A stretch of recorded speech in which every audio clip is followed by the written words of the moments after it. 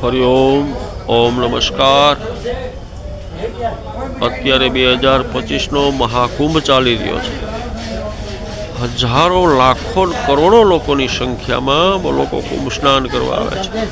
પણ કુંભ સ્નાનનો મહિમા શું છે,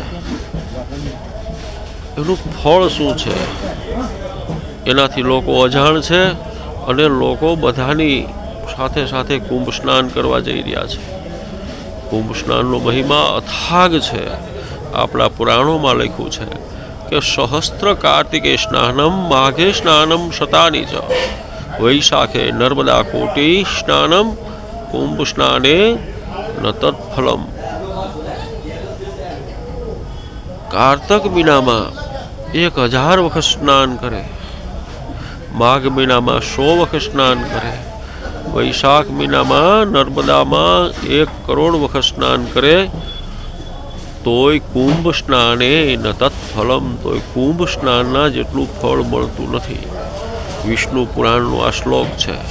બીજા શ્લોકમાં લખ્યું છે અશ્વમેઘ સહસ્ત્રાણી, વાજપેય શતાની ચ, લક્ષમ પ્રદક્ષિણા ભૂમો, કુંભ સ્નાને ન તત્ફલમ. 1000 અશ્વમેઘ યજ્ઞ કરે, 100 વખત વાજપેયી યજ્ઞ કરે, લક્ષ પ્રદક્ષિણા ભૂમો, 1,00,000 વખત આખા પૃથ્વીની પ્રદક્ષિણા કરે, તોય કુંભ સ્નાને ન તત્ફલમ, તોય કુંભ સ્નાન જેટલું ફળ એને પ્રાપ્ત થતું નથી.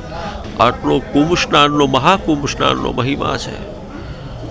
આજ સુધી લોકો એનાથી અજાણ છે. ખાલી કુંભ સ્નાન એટલું જ જાણે છે કે ભાઈ અહીંયા અમૃતના ટીપા પડ્યા હતા, અમૃત છલકાણું દેવો અને દાનવોની ચટાચટીમાં, એટલા માટે આ 4 જગ્યાએ કુંભ ભરાય છે, આવું લોકો સમજે છે. પણ એનો મહિમા શું છે સ્નાન કરવાનો, એ આપણું વિષ્ણુ પુરાણ બતાવે છે. અને કુંભ સ્નાન દેવતાઓ, જેણે કુંભ સ્નાન કરેલું હોય એને દેવતાઓ પણ નમસ્કાર કરે છે. એ પણ પુરાણની અંદર એનો ઉલ્લેખ છે. તાન્યવય પુમાન યોગે સોમૃતત્વાય કલ્પતે, દેવા નમંતિ તત્ર સ્થાને યથારંકા ધનાધિવાન. દેવતાઓ પણ જેણે કુંભ સ્નાન કરેલું હોય છે તેને દેવતાઓ નમસ્કાર કરે છે, તેમને નમતા ભમતા રહે છે. કેવી રીતે? યથારંકા ધનાધિપાન, જેમ રંક માણસ, ગરીબ માણસ ધનવાનની પાસે નમતો ભમતો રહે છે, આવી રીતે દેવતાઓ પણ કુંભ સ્નાન જેણે કર્યું હોય તેની પાસે નમતા. આટલું બધું પુણ્ય કર્મ પ્રાપ્ત થાય છે. આ કુંભ સ્નાનનું ફળ છે. જીવનમાં જેણે કુંભ સ્નાન કર્યું છે તેનો અવસર, તેનું માનવ જીવન ધન્ય છે. દેવોને પણ આ દુર્લભ એ આ કુંભ સ્નાન છે. કુંભ સ્નાનનો મહિમા અથાગ છે. અને જેને કુંભ સ્નાન કર્યું છે, આ વિષ્ણુ પુરાણ બોલે છે કે તાન્યવ સોમૃતત્વાય કલ્પતે, દેવા નમંતિ તત્ર સ્થાને યથારંકા ધનાધિવાન. દેવતાઓ પણ એને નમતા રહે છે. કુંભ સ્નાન કદાચ તમે ન કરી શકો તો કુંભ સ્નાન જેણે કર્યું હોય તેને નમસ્કાર કરો. એનું કારણ કે દેવતાઓ પણ જેને નમસ્કાર કરે છે, તો આપણે તો સામાન્ય પામર મનુષ્ય છીએ. એના ચરણ કમળ સ્પર્શવાથી પણ થોડું ઘણું પુણ્ય પ્રાપ્ત થાય છે. આટલો આ કુંભ સ્નાનનો મહિમા છે.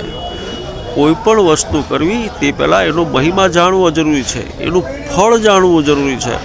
આજ લોકો ફળ નથી જાણતા, મહિમા નથી જાણતા. કરોડોની સંખ્યામાં કુંભ સ્નાન કરે છે, પણ તમે એને પૂછો કે આ કુંભ સ્નાનનો મહિમા શું છે, આનું ફળ શું છે? કોઈ પણ કર્મ કરતા પહેલા એનું ફળ જાણવું જરૂરી છે કે આનાથી આપણને શું ફળ પ્રાપ્ત થાય છે. એ આ દેવોને દુર્લભ એવું આ કુંભ સ્નાન છે. મેં અગાઉ કીધું ને, અશ્વમેઘ સહસ્ત્રાણી, વાજપેયી શતાની ચ, લક્ષમ પ્રદક્ષિણા ભૂમો, કુંભ સ્નાને ન તત્ફલમ. 100 વખત અશ્વમેઘ યજ્ઞ કરે, 1000 વખત અશ્વમેઘ યજ્ઞ કરે, 100 વખત વાજપેયી યજ્ઞ કરે, અને 1,00,000 વખત આ પૃથ્વીની પ્રદક્ષિણા કરે, છતાંય કુંભ સ્નાને ન તત્ફલમ. આટલો કુંભ સ્નાન, આ મહાકુંભ સ્નાનનો આટલો મહિમા છે.